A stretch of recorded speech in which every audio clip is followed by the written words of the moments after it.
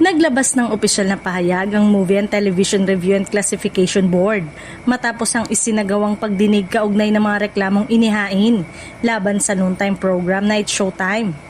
Ang usapin ay nag-ugat sa naging kontrobersya ng Memory Mar segment na ipinalabas noong July 24 na naging dahilan ng matinding reaksyon mula sa ilang manonood at netizen.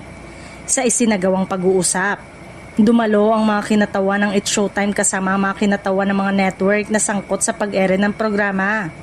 Ayon sa MTRCB, bahagi ng kanilang due process ang pagbibigay ng pagkakataon sa lahat ng panig na may paliwanag ang kanilang panig bago maglabas ng anumang final na desisyon kaugnay sa reklamo.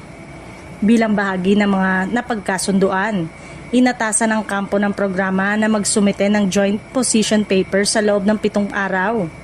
Layunin nitong mailahad ang kanilang opisyal na paliwanag at tugon sa mga isyong inihain laban sa programa. Kasabay nito, hinikayat din ng production na paigtingin ang kanilang pagsunod sa umiiral na broadcast standard upang maiwasan ang mga katulad na insidente sa hinarap.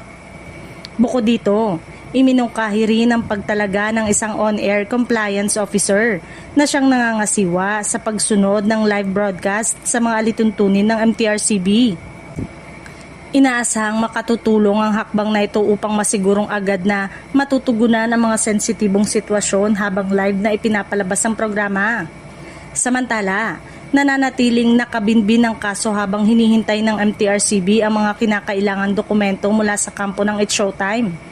Wala pa ring inilalabas na final na pasya ang ahensya, kaya't patuloy na naghihintay ang publiko sa magiging resulta ng kanilang pagsusuri matapos makumpleto ang lahat ng proseso.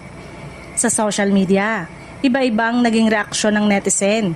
May mga nananawagan sa MTRCB na maging patas at walang kinikilingan sa pagresolba ng reklamo, habang may ilan namang naniniwalang sapat na ang naging paghingi ng paumanhin ng programa at umaasang magsisilbi itong aral upang mas maging maingat ang lahat ng nasa likod ng It's Showtime sa mga susunod nitong live na episode.